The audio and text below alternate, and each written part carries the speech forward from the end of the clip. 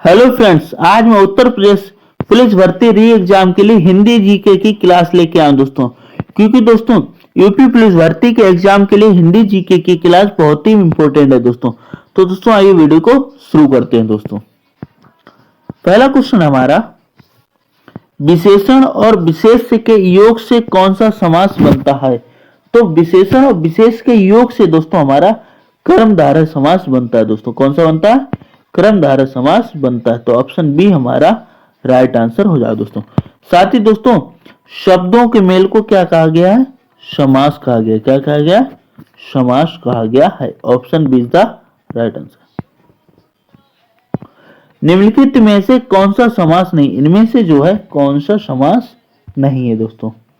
तो एक हमारा अव्ययभाव समास होता है, द्वंद्व समास होता है, बहुव्रीहि समास होता है, द्विगु समास होता है, ठीक है, तत्पुरुष समास होता है, लेकिन कर्म कारक कोई भी समास नहीं होता। तो ऑप्शन बी वाला हमारा राइट आंसर।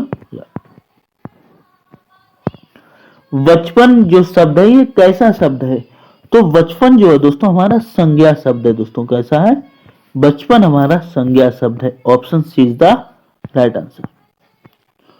उपमान, उपमान और उपमेय का अभेद क्या कहलाता है दोस्तों?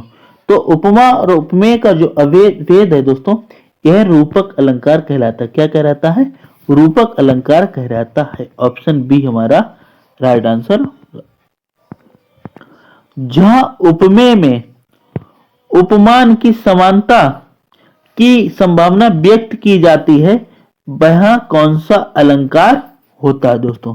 तो वहां पर जो दोस्तों हमारा उपमा अलंकार होता है दोस्तों। क्या होता है? उपमा अलंकार होता है। ऑप्शन बी हमारा राइट आंसर। जहां बिना कारण के कार्य का होना पाया जाए, वहां कौन सा अलंकार होता है दोस्तों? तो वहां पर हमारा विभावना अलंकार होता है दोस्तों। कौन सा? विभावना। जहां बिना कारण के कार्य का होना पाया जाए, वहां क्या होगा? विभावना अलंकार होगा। Option C is the right answer. Bharat के सम भारत, क्या दोस्तों? भारत के सम भारत, इसमें कौन सा अलंकार है दोस्तों? तो इसमें जो हमारा अनन्वय अलंकार है। Option B is the right answer. वीर या आला किस जाति का छंद है? तो वीर या आला जो है दोस्तों हमारा मात्रिक छंद के अंतर्गत आता है। किसमें आता है? वीर या आला जो हमारा यह मात्रिक छंद के अंतर्गत आता है। ऑप्शन बी हमारा राइट आंसर हो जाए। छंद का सर्वप्रथम उल्लेख कहां से मिलता है? तो छंद का सर्वप्रथम हमें उल्लेख जो ऋग्वेद से मिलता है दोस्तों। कहां से मिलता है? ऋग्वेद से मिलता है। साथ ही दोस्तों ऋग्वेद को सबसे पुराना वेद भी माना गया। क्या दोस्तों? सबसे पुराना वेद माना गया है। तो ऑप्शन ए हमारा राइट आंसर। हिंदी किस भाषा परिवार की भाषा है? हिंदी जो है किस भाषा परिवार की भाषा है? तो हिंदी हमारी भारोपीय भाषा परिवार की भाषा है। किसकी? भारोपीय भाषा परिवार की भाषा है। Option A is the right answer. Bharat में सर्वाधिक खड़ी बोली वाली भाषा कौन सी है? तो सर्वाधिक खड़ी बोली वाली भाषा जो हमारी हिंदी भाषा है दोस्तों। कौन सी? हिंदी में जो है सर्वाधिक खड़ी बोली का प्रयोग किया जाता है और सर्वाधिक ये मेरठ जिले में इसका प्रयोग होता है दोस्तों। कहाँ? मेरठ जिले में। यूपी के जो है, यूपी के दोस्तों कहा? मेरठ जिले में जो है सर्वाधिक इसका प्रयोग होता है दोस्तों। Option A is the right answer. निम्नलिखित में से कौन सी भाषा हिंदी के अंतर्गत नहीं आती? कौन सी भाषा जो हमारे हिंदी के अंतर्गत नहीं आती? तो कन्नौजी, वांगरू और अवधी जो है हिंदी के अंतर्गत आती है, लेकिन तेलुगु भाषा जो है हिंदी के अंतर्गत नहीं आती है। Option D is the right answer. शांत रस का स्थायी भाव क्या है? शांत रस का जो है स्थायी भाव क्या है? तो शांत रस का जो स्थायी भाव दोस्तों है निर्वेद है दोस्तों। क्या है? निर्वेद होता है दोस्तों। साथ ही दोस्तों हमारे हिंदी में 9 रस हैं दोस्तों। हिंदी में कितने रस हैं? 9 रस होते हैं। साथ ही दोस्तों 9 रस किसके अनुसार है? भरत मुनि के अनुसार है। और 11 रस जो है दोस्तों ये किसके अनुसार है? ये सूरदास है। यानी सूरदास ने कितने? 11 रस बचाए हैं और भरत मुनि ने दोस्तों कितने? 9 रस बताए हैं। शोक रस का स्थायी भाव क्या है? तो दोस्तों शोक रस का स्थायी भाव करुण रस है दोस्तों। क्या? ऑप्शन बी हमारा राइट आंसर हो जाएगा। और जो शांत रस है दोस्तों, शांत रस दोस्तों, शांत रस जो है दोस्तों, यह है हमारा निर्वेद। जो शोक है किसके रस का स्थायी भाव? करुण रस का दोस्तों। किसका? करुण रस का। और शांत रस जो है दोस्तों, ये निर्वेद का दोस्तों। किसका? शांत रस का स्थायी भाव क्या है? निर्वेद और निर्वृत्ति है। किस रस को रसराज कहा जाता है? किस रस को रसराज कहा जाता है? तो श्रृंगार रस को जो है रसराज कहा जाता है। और श्रृंगार रस का जो स्थायी भाव है दोस्तों में रति है दोस्तों। क्या? श्रृंगार रस का स्थायी भाव क्या है? रति है। Option is the right answer. श्रृंगार रस का स्थायी भाव क्या है? श्रृंगार रस का स्थायी भाव रति है।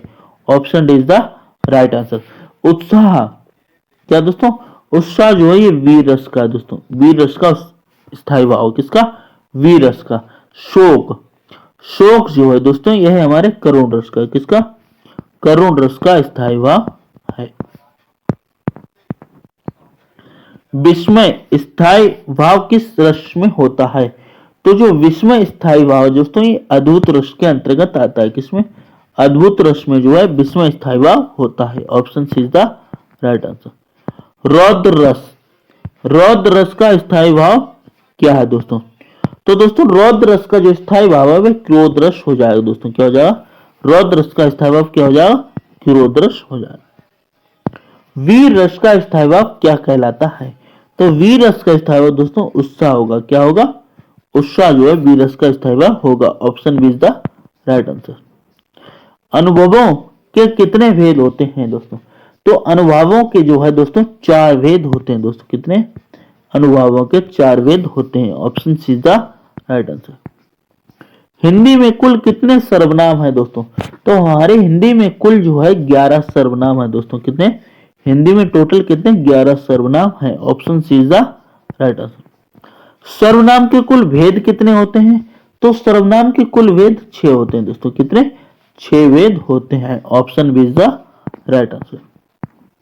निम्नलिखित में से कौन सा एक विशेषण शब्द नहीं है? इनमें से कौन सा एक विशेषण शब्द नहीं है? विशेषण शब्द वे होते हैं जो विशेषता बताते हैं। क्या बताते हैं? विशेषता। यानी लजीला क्या होगा? विशेषता होगी दोस्तों। लाडला क्या? ये भी विशेषता है दोस्तों। लाडला क्या? लापता ये विशेषता विशेषण है दोस्तों। लेकिन लांछन जो है विशेषण नहीं है। Option C is the right answer. विशेषण जिस शब्द की संज्ञा बताता है उसे क्या कहते हैं? तो विशेषण जिस शब्द की संज्ञा बताता है उसे विशेष कहा गया। उसे क्या कहा गया है? विशेष कहा गया है। Option D is the right answer. व्याकरण की दृष्टि से कौन सा शब्द विशेषण नहीं है? कौन सा शब्द जो है विशेषण नहीं है दोस्तों? तो जो वह दोस्तों, क्या वह, यह विशेषण नहीं है क्योंकि ये किसी की विशेषता नहीं बताता। बाकी भयभीत, निर्भीक और भीरू ये क्या है? विशेषता बताते हैं। तो ऑप्शन डी हमारा राइट आंसर हो जाएगा। जिस विकारी शब्द में संज्ञा की विपत्ति मर्यादित होती है उसे क्या कहते हैं? तो उसे विशेषण कहा गया। उसे क्या कहा गया है? विशेषण कहा गया है। Option B is the right answer. गुणवाचक विशेषण के कितने भेद होते हैं? तो दोस्तों गुणवाचक विशेषण के 7 भेद होते हैं। कितने होते हैं? 7 भेद होते हैं। Option C is the right answer. निम्नलिखित में से कौन सा शब्द गुणवाचक विशेषण नहीं है? कौन सा शब्द गुणवाचक विशेषण नहीं है? तो गुणवाचक विशेषण कौन सा? दूना। जो दूना जो है गुणवाचक विशेषण नहीं है।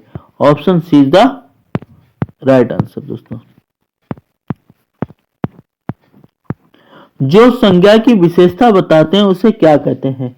तो जो दोस्तों संज्ञा की विशेषता बताते हैं उन्हें विशेषण कहा गया। क्या कहा गया है? संज्ञा की विशेषता बताने वालों को क्या कहा गया? विशेषण कहा गया है। क्रिया से संबंधित कितने रूपावली वर्गों का प्रयोग किया जाता है? तो क्रिया से संबंधित जो है दोस्तों 16 दोस्तों। कितनी?